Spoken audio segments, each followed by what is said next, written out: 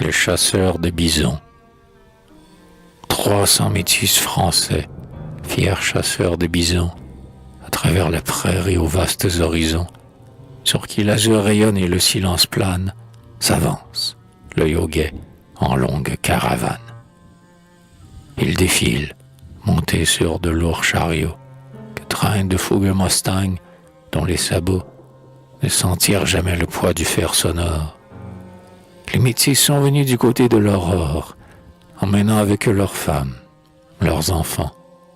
Ceux-ci poussent parfois de longs cris triomphants, heureux d'accompagner leur père à la chasse, car en eux coule encore le sang de cette race dont rien ne sut fléchir l'audace et la fierté. Éclaireurs du regard sondant l'immensité du sauvage désert où nul vent ne murmure, des cavaliers, couchés presque sur leur monture, voltigent en avant. Depuis 4 longs jours, la caravane marche, et l'horizon toujours recule. Vainement, sous le ciel sans nuages, les chasseurs vont cherchant quelques troupeaux sauvages. À la nuitée, ils font halte, et les chariots en cercle sont rangés au milieu de l'enclos. Dans un empressement qui les rend haletantes, les femmes d'un bras souple et fort dressent les tentes, cueillissent pour le souper chevreuil et caribou. Et, comme les métis redoutent les sioux, qui leur regardent, hélas, des rancœurs éternelles, autour du campement veillent des sentinelles. Dès qu'à lui, ce matin, à l'orient vermeil, le sourire, indécis encore, du soleil, les chasseurs ont repris leur course, et la distance que, depuis l'aube, ils ont parcourue est immense. Cependant, devant eux, nul bison n'est encore apparu. Le jour baisse, et déjà l'astre d'or pâlit à l'horizon comme un feu qui décline. Tout à coup, au moment d'atteindre une colline qui leur semblait hier un point vague, incertain, les métis croient entendre un tonnerre lointain, croient sentir un frisson au sol de la prairie. Et, presque en même temps, un des chasseurs s'écrie: « Les bisons! Les bisons! » Un immense troupeau vient d'émerger au loin, et, porteur d'un drapeau qui, sous les derniers feux du couchant, étincelle, le plus vieux des métis commande: « En selle! En selle! » Les chevaux dételés sont scellés aussitôt, et les voilà partis tous ensemble, au grand trot, les cavaliers guidant du seul geste leurs bêtes.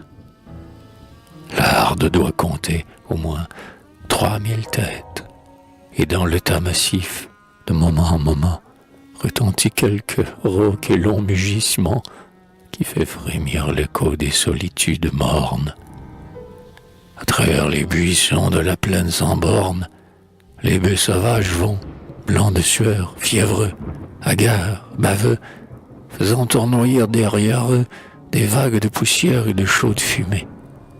Un vieux fauve conduit la mugissante armée, dont les bonds rythmés font trembler le sol herbeux. À l'aspect des poneys rapides, les grands bœufs changent soudain de route, au hasard de la fuite.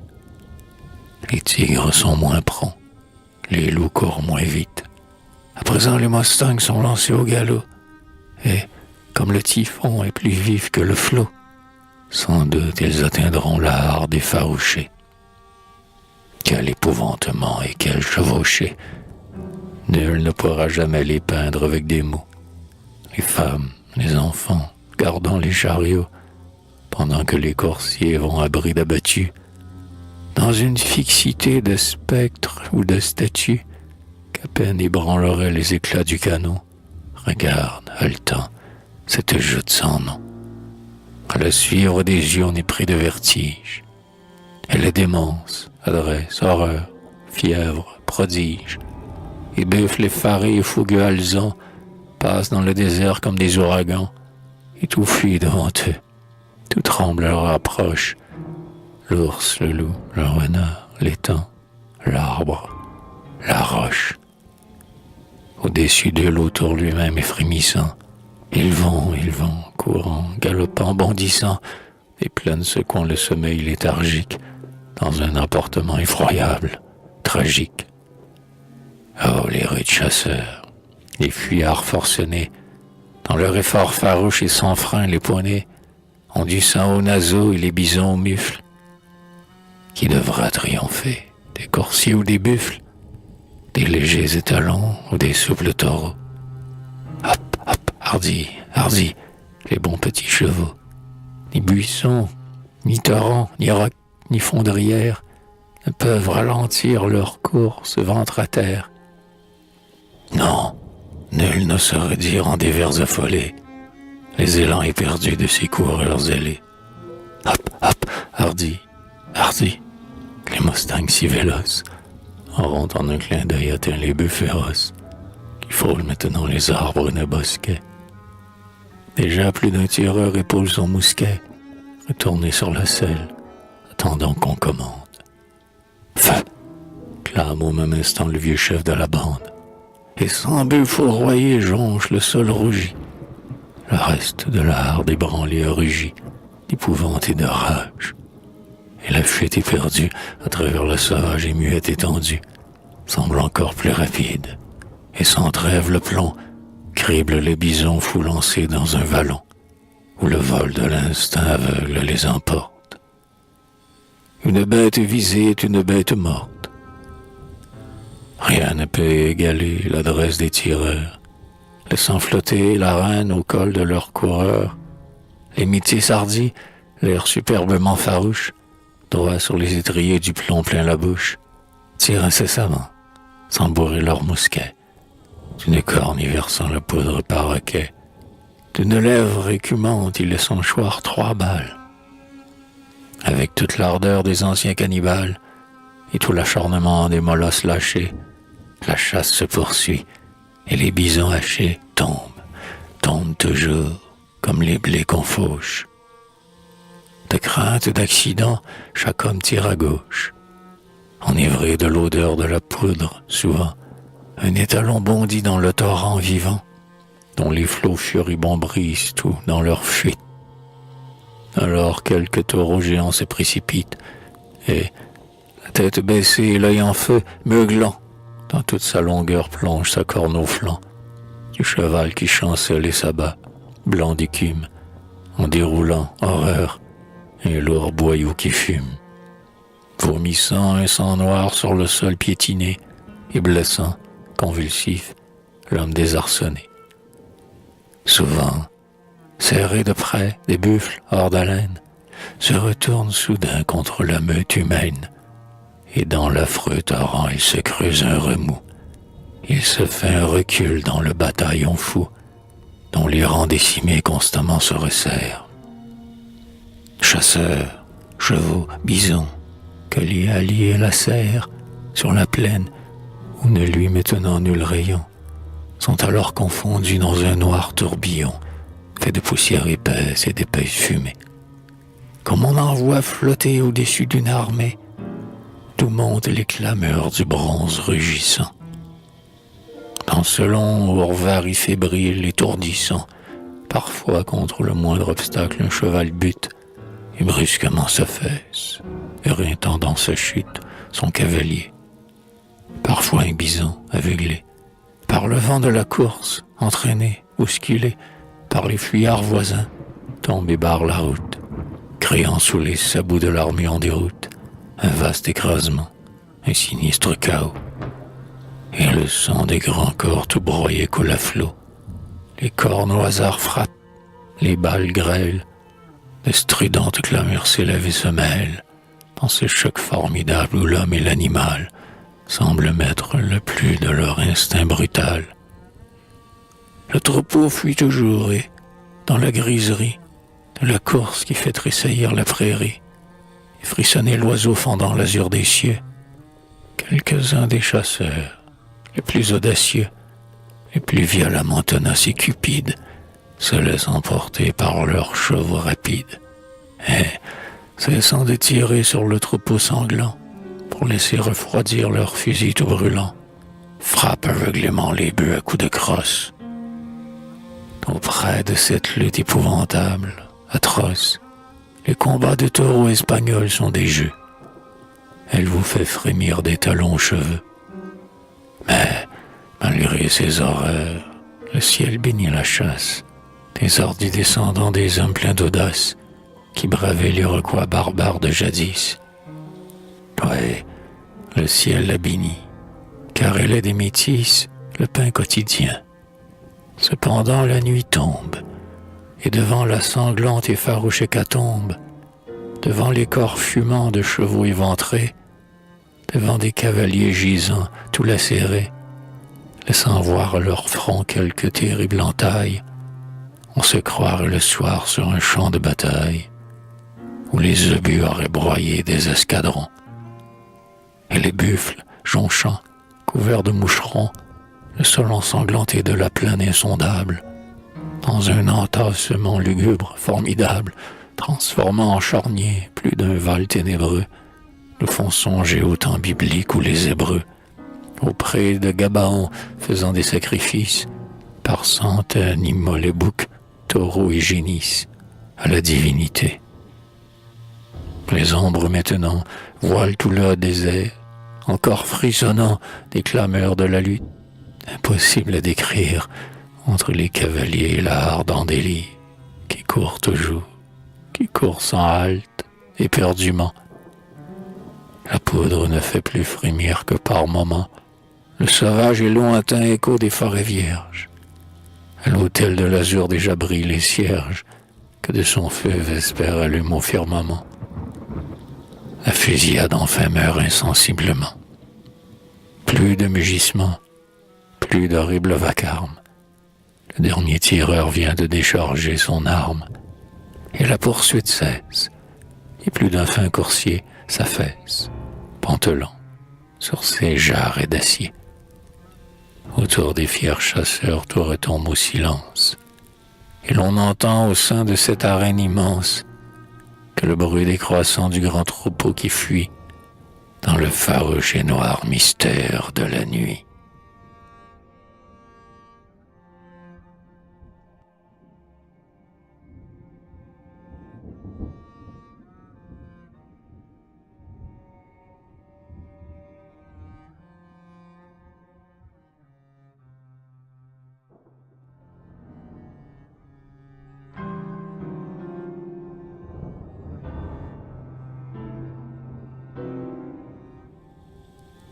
Les traversiers, à Lévis, un matin de la fin de l'année.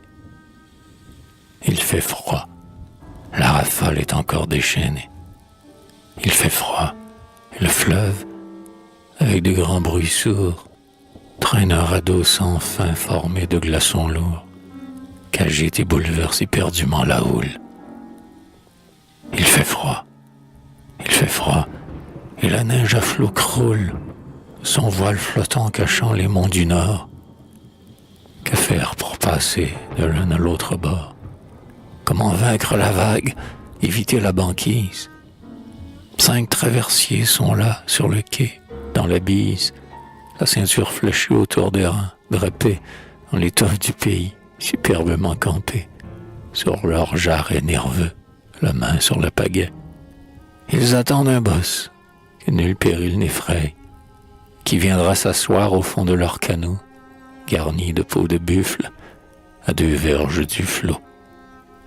Descendant des marins à la trempe virile, qui vers la mer d'Hudson suivirent d'Iberville, en s'ouvrant travers les neiges sentiers, ces fiers Laurentiens chérissent leur métier, devant lequel pourtant plus d'un vaillant recule.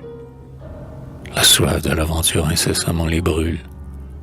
Aussi paraissent-ils agacés du retard, du courageux bourgeois qui veut, sur le jambard, c'est le nom du canot, atteindre l'autre rive. All on board! All on board! Enfin le boss arrive. Hors d'haleine, fébrile et l'air interloqué. À peine a-t-il rejoint les passeurs sur le quai, que leur patron, dont l'œil depuis un instant sonde, attentif, le lointain du Saint-Laurent qui gronde, pousse des cris de joie. Un chenal, en amont, et malgré le grand froid boréal, à 100 brasses du bord, sur un très large espace, Le fleuve est en effet libre de toute glace. On y voit nettement les vagues palpiter. Et les rudes passeurs, qui veulent profiter d'une telle éclaircie, ont lancé sur la lame le jambard, puis, narguant le grand fleuve qui brame, à l'horloger du geste, ils jettent leur adieu. Et les voilà partis sous le regard de Dieu. Et pour toucher le but qui devant eux scintille, il leur faudra franchir la distance d'1 mille. Il leur faudra glisser, armés de l'aviron, sur les flots tourmentés d'un nouvel Achéron. Entre deux froids linceuls blancs, la neige et l'écume. Comme des spectres gris, ils plongent dans la brume, qui sur eux lentement resserre ses réseaux. Et quelques charretiers, groupés au bord des eaux, qui font bondir le fouet sifflant de la tourmente, les suivent du regard sur la lame écumante. Et debout, près du quai battu des flots grondants, un bon vieux loup de mer murmure entre ses dents. Devant l'onde qui saute et le canot qui vole, il faut avoir le diable au ventre, ma parole, pour aller, par un temps pareil, risquer sa peau. Et le léger jambard danse comme un copeau, et la neige toujours descend en avalanche, tout couvert des crachats des grandes vagues blanches, qui jaillissent sans fin de l'abîme ondoyant. Les Laurentiens vont pagayant, pagayant. L'œil ardent, le front haut, le bras souple et solide, tenant tête aux jusants de plus en plus rapides. Les visages rougis des morsures du froid, se retournant souvent vers le bord qui décroît, comme pour saluer l'église qui s'éloigne. Et quelqu'un vient de voir ces preux à rude poigne, au vaste bénitier des flots tremper leurs doigts, et faire en s'inclinant un grand signe de croix. Les passeurs sont déjà sortis de l'éclaircie. Ils nagent à présent dans une onde épaissie, par de menus glaçons et la neige crôlant sans trêve. Et le frasile rend le canot plus lent. Le jambard est collé maintenant, et dérive. En vain est-il poussé par la pagaie active. Il reste emprisonné dans cette glu qui bout. Mais les 5 traversiers se sont dressés debout, et le chef de crier « Roulons, roulons, à droite, tous ensemble !» Et, balançant de droite à gauche, leur grand torse aussi souple qu'altier, les hardis et les visois, en hommes de métier, que rien ne paralyse et rien ne décourage, font rouler le léger canot qui se dégage lentement du frasile et se fraye un chemin. Soudain, l'homme de cap, une amarre à la main, saute d'un pied nerveux sur une île flottante qui ferme le passage à l'équipe hésitante. Puis, sauf la bosse, blottie sous les peaux des bisons, chacun sort de l'esquif et foule les glaçons. Et 2 des traversiers tirant sur la cordelle, les 3 autres crispant leurs poings à la margelle, le jambard, qui balance à l'arrière un drapeau, est mis en un clin d'œil entre le ciel et l'eau. Sur le mouvant cristal, sa quille plate et lisse, avec un crissement sonore glisse, glisse. Et de loin on dirait quelques cercueils géants, traînés dans l'ombre au bord d'un abîme béant, au milieu de monceaux de transparents carrars. Et les rudes haleurs vont enjambant des mares, et quand parfois l'un d'eux enfonce dans les trous, qui s'ouvrent brusquement sous l'effort des remous, de longs bravos moqueurs éclatent sur la rive. Et le canot toujours descend à la dérive. Mais l'île de glace est franchie, incontinent. Le jambard danse encore sur le flot bouillonnant. Et les passeurs, joyeux, que le succès transporte, se sont pris à chanter, et le vent nous apporte, à travers les brouillards du grand fleuve écumant, les lambeaux indécis d'un vieux refrain normand, dont le rythme naïf traîne, rit et sanglote. Ils viennent de toucher une autre île qui flotte, mais celle-ci présente un aspect émouvant. Une ville bâtie en marbre que le vent, culbuterait soudain, ferait comprendre à peine le bouleversement de cette île qu'entraîne le fleuve avec des bruits lugubres comme un glas. Les murs de Jéricho, renversés aux éclats, des clairons foudroyants de l'éclair du miracle, peut-être n'offraient pas un plus frappant spectacle que l'amoncellement qui vient de se dresser devant les lits visois. Comment vont-ils passer, traverser des bris mouvants, glissants et traîtres? Ils feront ce qu'ont fait si souvent les ancêtres, souples comme les joncs et forts comme les rocs. Ils s'élancent ensemble à l'assaut des grands blocs, s'étageant par endroits en un rempart immense. Et toujours avec eux, le fier Jean Bart s'avance. Mais le boss, cette fois, est sorti de sa peau, comme on dit, pour aider à traîner le fardeau. Et, malgré son sang-froid, malgré son habitude de la traverse, il montre un peu d'inquiétude. Et le patron le lorgne avec un œil moqueur. Encore un coup de cœur, un petit coup de cœur, les enfants. Après ça, nous reprendrons haleine, répète à chaque instant le brave capitaine. Tout à coup, le canot disparaît à nos yeux. Vient-il de s'engloutir dans l'abîme écumeux, sous le choc imprévu d'une lourde banquise? Non, le voilà longeant comme un mur, où l'eau brise. Dans sa marche au hasard, parfois, le frêle esquif bondit dans on ne sait quel gouffre convulsif, où semblent tournoyer des flots de blanche lave, écartant tout obstacle et rompant toute entrave que suscite glaçon, brouillard, verglas et vent. Les hardis canotiers vont toujours en avant. Quel souffle irrésistible emporte ces 5 braves. Une crevasse s'ouvre, ils y plongent. Les caves se creusent, les sommets se dressent devant eux. Ils vont, ils vont, ils vont. La glace aux cheveux, marchant, rampant, glissant, guettant, ils font leur route. Et rien ne les arrête, et rien ne les déroute. Qu'importe ces preux dans leur emportement, en bas le précipice, en haut l'escarpement. Le danger les séduit, les fascine et les grise.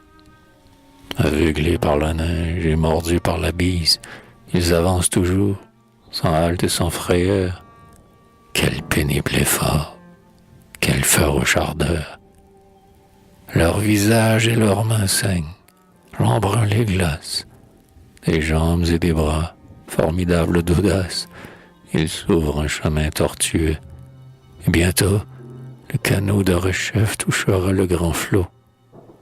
Il vient de le toucher, et la froide rafale nous souffle des lambeaux de clameur triomphale. Et l'on entend aussi, couvrant ces lambeaux-là, quelques notes du vieil Ave Maristella, que redit le plus proche écho des Laurentides. Le fleuve est traversé, les passeurs intrépides, en côtoyant le bord, remontent le courant. En aval de Québec, fougueux comme un tord, ils remontent les flots qui font encore rage pour aller débarquer au prochain atterrage sur lequel ils pointaient leur canot au départ.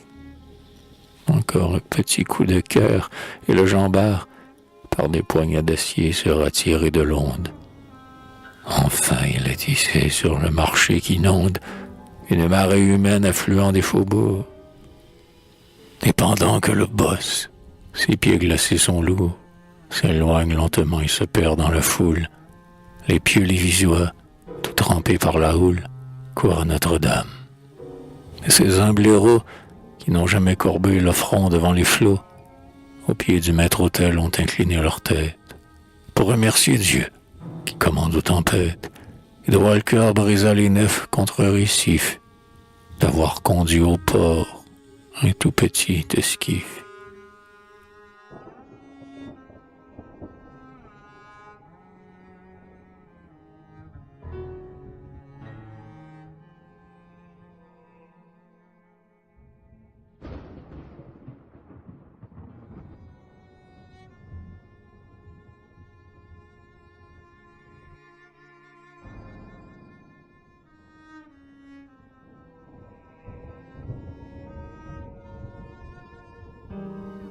Les bûcherons. Le firmament d'automne est noir d'épais nuages. Les oiseaux, frileux, ont quitté nos bocages. Avec eux sont partis les rudes bûcherons, prodigues de courage autant que de jurons, les hommes de chantier, à la mâle stature, que tourmente toujours la soif de l'aventure. Par groupes de 50 et plus, au fond des bois, les voyageurs d'en haut sont campés pour 5 mois, au pied d'altiers coteaux, à l'abri des rafales, dans des log-houses faits de pièces colossales qu'ils viennent de tailler dans les cèdres voisins. Vlan, vlan, vlan, les bûcheux, chaussés de mocassins, frappent à toute étreinte, et les vieux pins sublimes, dans le creux des vallons, sur les pentes, les cimes, croulent avec un bruit sinistre, assourdissant, pendant que les sondeurs, plongeant leur œil perçant, à travers les forêts du grand désert sauvage, s'approchent des géants voués à l'abattage, et, les blessant au flanc, les marques d'une croix. La neige maintenant tombe, et sous les vents froids, son épais linceul blanc poudroie et tourbillonne. Sur ce linceul, l'aspect lugubre et monotone, parfois aussi mouvant et traître que les flots, les lourds chevaux fumants, les lourds billots, sur de doubles traîneaux munis d'énormes chaînes et de pesants leviers tirés du cœur des chênes. Après que l'éclaireur, tout couvert de verglas, fougueux, le godendeur ou le cogné au bras, ont scié les corps morts ou rasé les fardoches. Les billots sont traînés aux torrents les plus proches, entassés sur leurs bords en immenses monceaux, pour être charriés au printemps par des eaux qu'enflent les ruisselets de la neige fondue, au feu d'avril flambant sur la fauve étendue. Et les pans de forêt, renversés par le fer, des bûcherons au torse aussi souple que fier, atteindront, en glissant de rapide en rapide, les flots ensoleillés du Saint-Laurent limpide, et de là, dans les flancs des lourds léviathans, dont l'âme, la vapeur, émue les océans, iront alimenter les chantiers du vieux monde, de la lueur de l'aube à la noirceur profonde. Parmi les pins glacés, de givre éblouissant, les âpres travailleurs se meuvent en tous sens, comme des spectres blancs à travers de hauts marbres, abattant, tronçonnant, charroyant les grands arbres. Et quand le porte-voix du coq retentit, pour le souper, les gars, au vorace appétit, s'élancent vers le camp d'un pied léger qui vole, bruyant comme mes colliers au sortir de l'école. Bientôt, rangés le long d'un lourd tréteau de bois, où fume le café, les beans, la soupe au pois, peuvent s'être signés devant un Christ énorme, qu'un bûcheux a taillé dans le rameau d'un orme, et qu'avec un fragment de sanguine et lapin, ils reprennent, goulus, l'abattage du pain. Ils mangent bruyamment, le nez dans la mi-coigne, et tout en s'empiffrant, plein d'humour, bien en veine, se lancent des brocards tranchants comme l'acier de leur hache. Dis donc, te laisse fort te scier. T'es-tu fait décoller encore par Jean Carrière? Pour ne pas travailler, t'es-tu caché derrière, les arrachis, coutus? Et toi, François Bernard, est-ce demain matin que tu fais le renard? Ferme ta boîte, cancre, et toi, bouge ta bonde. J'ai lu pour mon voisin des lettres de sa blonde. Le petit doit être en peine de sa peau pour vouloir marier Stanislas Galipeau. Et le rire gaulois d'éclater à la table avec un bruit croissant, persistant, formidable.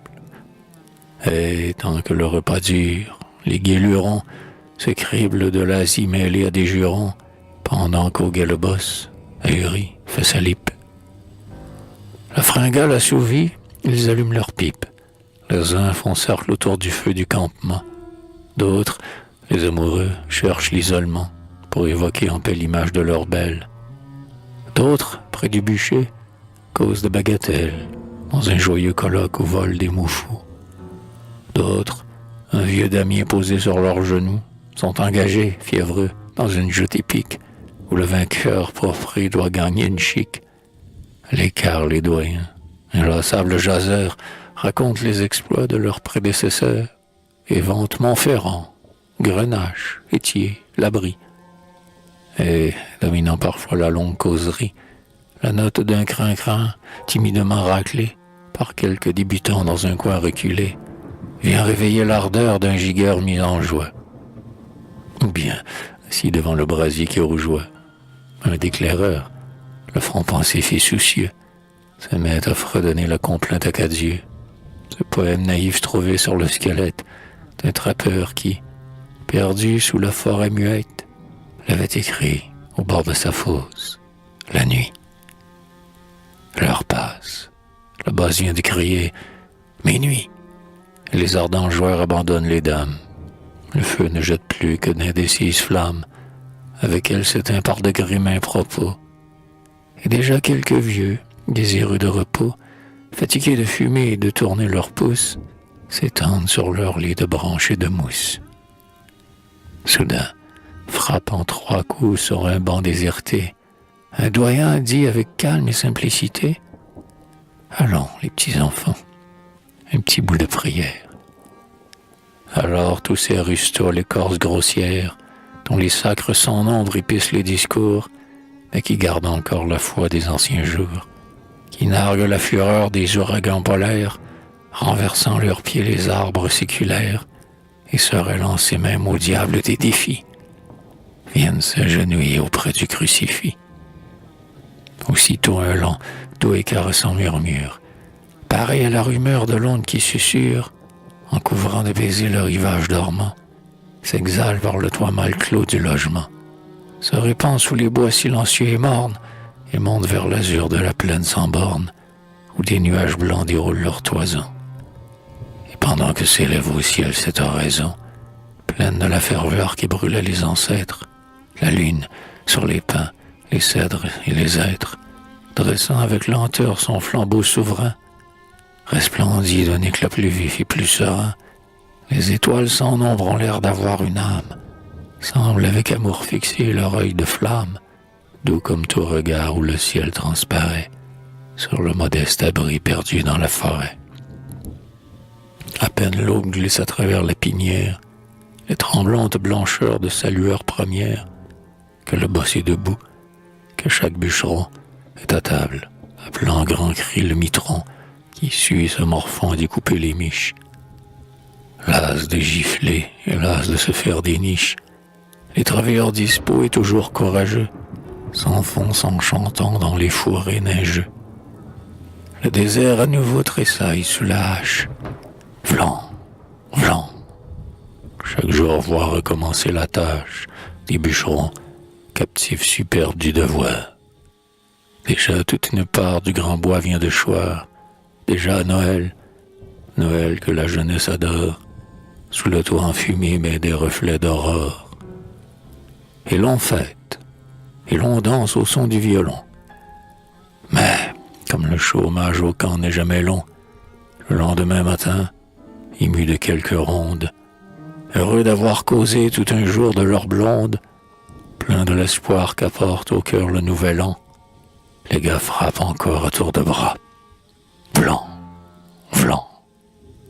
Les grands pins rugueux tombent toujours en foule, avec les craquements d'un monde qui s'écroule. Notre hiver boréal, si long, si rigoureux, passe bien lentement pour ce groupe de preux, que, malgré leur gaieté, la nostalgie assiège.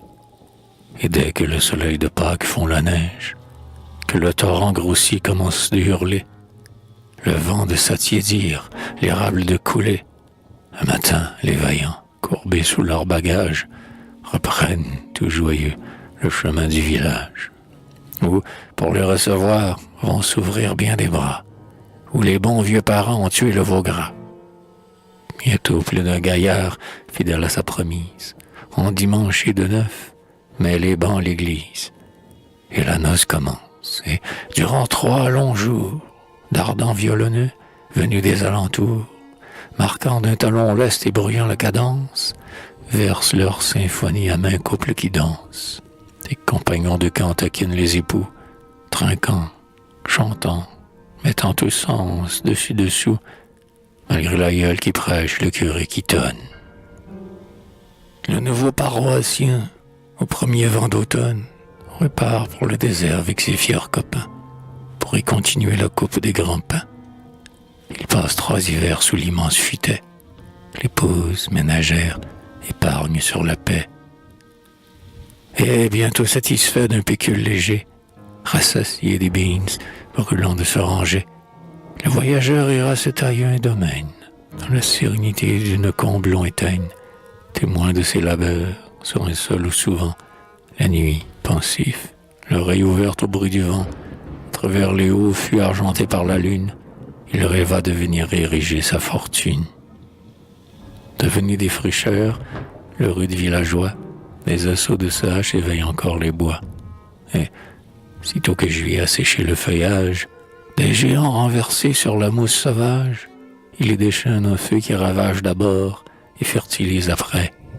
Et, tout fier de son sort, au printemps, le colon, suivi de sa colonne, va herser, plein d'espoir, sous un ciel qui rayonne, un terroir où le blé doit produire à foison.